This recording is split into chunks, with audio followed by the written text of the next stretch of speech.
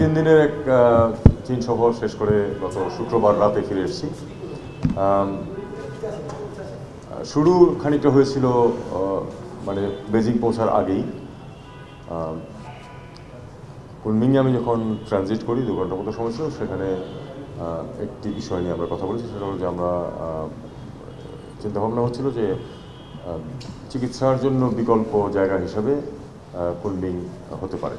আমরা জানি যে ভারতের সাথে চিকিৎসার জন্য যারা যেতেন তাদের একটু ভিসা নিয়ে সমস্যা হচ্ছে কিছুটা, যেহেতু হচ্ছে কাজেই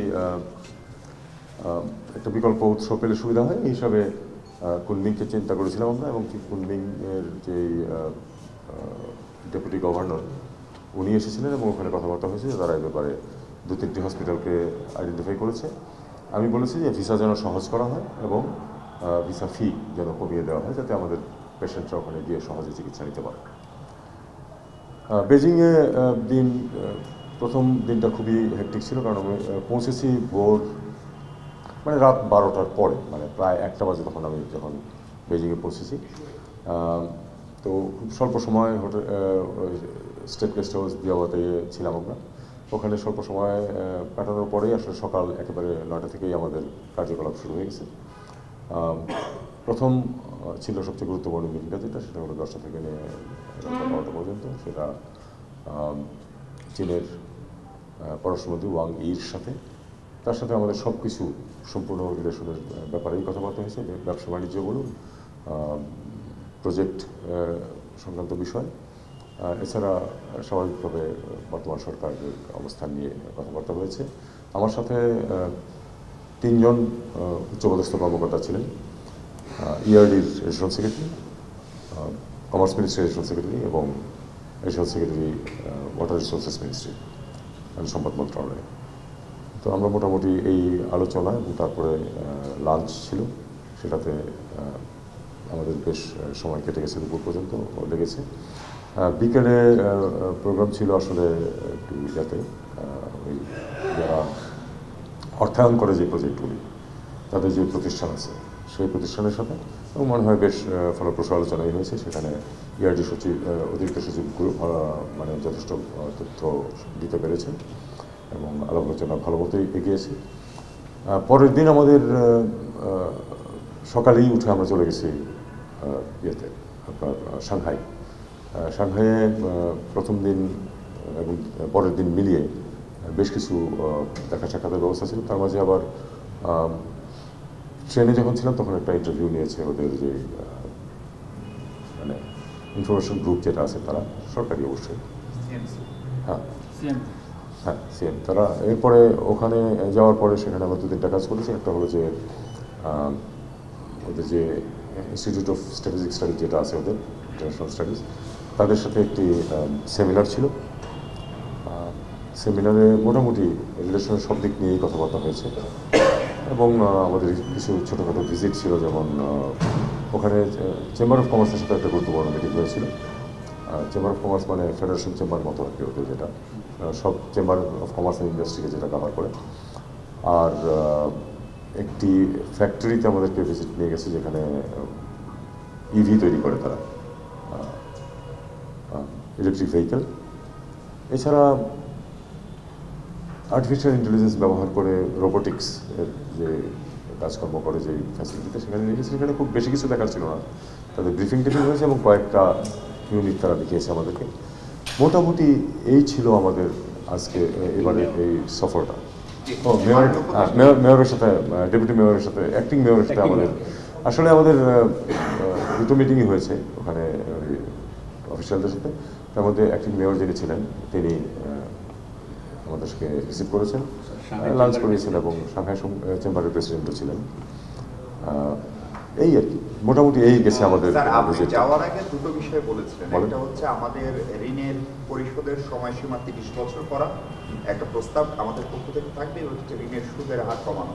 সেদিনে কংক্রিট কোনো ফলাফল আছে কিনা এটি একটি জায়গা জানার। এবং আপনি প্রথমে যেটা বললেন যে কুনমিংয়ে আমাদের বাংলাদেশি পেশেন্ট যারা উচ্চ চিকিৎসার জন্য বিদেশে যেতে চায়, যেহেতু ভারতের সঙ্গে একটা ঝামেলা, এইটার মানে কি তাহলে ভারতের সঙ্গে খুব সহজে এই ঝামেলাটা মিটছেন, এটা একটা। এবং এই সুযোগে কেন আমরা আমাদের চিকিৎসা ব্যবস্থাটাকে ঢেলে না আসা দিয়ে একটা নতুন সরকার সংস্কার চলছে না, আশা যে আমরা আরেকটা বিকল্প বিদেশের ব্যবস্থা করছি, সেটা এক ধরনের আমরা আসলে চিকিৎসা করতে পারবো না। এই দুটো ইস্যু হয়ে গেছে। আমি আর তৃতীয়টা বললে আমার মনে থাকবে না। এক হচ্ছে যে যেটা বলছিলেন যে ওই ঋণের সুদ হার কমানো এবং সময় 20 বছর জায়গায় 30 বছর করা, এটাতে কংক্রিট রেজাল্ট কিন্তু আমার পর্যায়ের মিটিংয়ে আশা করা উচিত। কিন্তু আসলে টেকনিক্যাল লেভেলে মিটিং হবে তখন হবে। কিন্তু আমি এটুকু বলতে পারি যে সুদের সময়সীমা বাড়ানোর ব্যাপারে আমি বেশ পজিটিভ একটা অ্যাটিটিউড দেখেছি ফরেন মিনিস্টারের। আপনি জানেন যে ফরেন মিনিস্টার কিন্তু শুধু ফরেন মিনিস্টার নন, তিনি নেতৃত্বে অত্যন্ত উচ্চ পর্যায়ে আসেন এক ব্যক্তি। ঋণের সুধারের ব্যাপারে যেটা হিসাবে দেখা গেল যে আসলে যত মনে করা হয় যে চীনের ঋণের সুধার শুধু বেশি অন্যদের নয়, সেটা কিন্তু আমরা প্রমাণ অতটা করতে পারি। কারণ 3%-এর বেশি না তাদের ঋণের সুধার, অথচ অনেক একেবারে আন্তর্জাতিক ডোনার এজেন্সি যেগুলো আছে তাদেরও দেখা যায় যে প্রকৃত ঋণের সুধারের চেয়ে বেশি, 4, 4.5, 5 পর্যন্ত হয়ে যায়। তো যাই হোক, তারপরে তারা আশা দিয়েছে যে তারা এটা দেখবে, যদি সম্ভব হয় কমানোর, তারা কিছুটা কমানোর চেষ্টা করবে। এটুকু আশ্বাস আমরা পেয়েছি।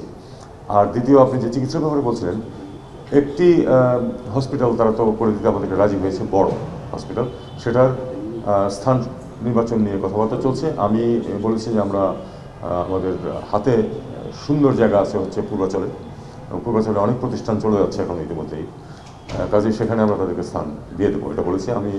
এটা খুব শিগগিরই এই পূর্বাচলের মালিক যেই মন্ত্রণালয়, তাদের সাথে যোগাযোগ করবো এবং যত তাড়াতাড়ি সম্ভব এটা আইডেন্টিফাই করে দেওয়ার ব্যবস্থা করবো। তারা কিন্তু একটি বড় হসপিটাল পাবলিক তৈরি করে দিতে রাজি আছে। আমি এছাড়াও আহ্বান জানিয়েছি যে আরেকটি টার্সিয়ারি হসপিটাল, সেটা পাবলিক প্রাইভেট পার্টনারশিপে হতে পারে। সেটা এমনকি যদি তাদের কোনো প্রাইভেট পার্টিও এখানে আসে, যারা প্রাথমিকভাবে বড় একটা হসপিটাল করবে টার্সিয়ারি চিকিৎসার জন্য, সাধারণ চিকিৎসার জন্য না। আপনারা তো পানি সম্পদ ব্যবস্থাপনা রিনিউ করেছেন, এখানে একটু আপনার কথাটাকে আমি শুনছি, আমি বলছিলাম যে এটা রিনিউ হয়ে যাবে, কিন্তু দেখা গেল যে দুই পক্ষই একটু সময় যাচ্ছে। অ্যাডেন্ডাম কিছু আছে, যে অরিজিনাল যেই এমওইউটা ছিল এ ব্যাপারে কিন্তু কোনো দ্বিমত নেই, কিন্তু দুই পক্ষই চেয়েছে, আমাদের মন্ত্রণালয় এবং তারেও, যে আমরা যেহেতু এটা রিনিউ করতে যাচ্ছি, সাথে আরও দুটো পয়েন্ট আমরা অ্যাড করবো। তাদের পয়েন্টটা আমাদেরকে দিয়েছে, আমাদের পয়েন্টটা তাদেরকে দেওয়া হয়েছে। একটু সময় লাগবে, তবে এটা হয়ে যাবে। মানে আমরা যদি ঠিক যে অবস্থা ছিল দুই পক্ষই রাজি হতাম যে ওইটুকুই করে নেবো, তাহলে কিন্তু সমস্যা হতো না, করেই ফেলতে পারতাম। এটা সই হয়নি, এবং এটা সই হয়নি, কিন্তু খুব তাড়াতাড়ি হবে, এই কারণে যে দুই পক্ষই মোটামুটি কাছাকাছি চলে আসছে ওই যে পয়েন্টগুলি অ্যাড করার কথা সেখানে, সেটাতে, এবং তারা আশা করছে যে খুব তাড়াতাড়ি হয়ে যাবে। তবে একটা চুক্তি আমরা, একটা এমওইউ আমরা সই করেছি, সেটা হলো যে ইয়ারলুং সাংপো এবং ব্রহ্মপুত্রের পানির ব্যাপারে যে ফ্লোর ব্যাপারে যে তথ্য, মানে হাইড্রোলজিক্যাল যে তথ্য, সেই তথ্য যেন আমরা আরেকটু সময় মতো পাই পরস্পরের সাথে, এটা নিয়ে একটা এমওইউ সই করেছি। ব্রহ্মপুত্রের ব্যাপারে যে আপনি যাওয়ার আগে বলেছিলেন, এটা তো বড় কনসার্ন ছিল ব্রহ্মপুত্রের বাঁধ নির্মাণের প্রজেক্ট। আপনার একটা চুক্তি, মানে তথ্যপত্র একটা চুক্তি হয়েছে, তথ্যপত্রটা সেটা কিন্তু ওই বাঁধের ব্যাপারে না, ওইটা হলো এই ব্যাপারে কি আমরা আমাদের উদ্বেগ না, আমরা উদ্বেগ তো জানিয়েছি, এটা আপনি ভালো পয়েন্ট ধরেছেন, আমরা খুব উদ্বেগ প্রকাশ করেছি, এবং আমরা বলেছি আরেকটি কথা, যে আপনারা এটা নিয়ে যে সব স্টাডি করছেন, সেই স্টাডিগুলি আমাদের সাথে শেয়ার করুন। তারা অ্যাসিওর করেছেন যে এখানে কোনো কনজাম্পটিভ ইউটিলাইজেশন অফ ওয়াটার নেই, কাজেই কোনো লক্ষণীয় কোনো পানি ফ্লো কমবে না, এটা তারা অ্যাসিওর করেছেন। তারপরে আমরা রিকোয়েস্ট করেছি এই তথ্যগুলি আমাদের সাথে শেয়ার করলে আমরা এই আপনাদেরকে এবং সবাইকে আমরাও রিঅ্যাসিওর করতে পারি যে না, এতে কোনো সমস্যা নেই। তিস্তার ব্যাপারে কোনো আলোচনা হয়নি, কারণ তিস্তার ব্যাপারে যে কোনো আলোচনা হতে হলে সেটা কিন্তু ওই যে এমওইউর অধীনে হতে হবে। একটু সময় যেহেতু আমরা নিচ্ছি এমওইউ সই করতে, তারপরে এটা নিয়ে কথাবার্তা বলা যাবে।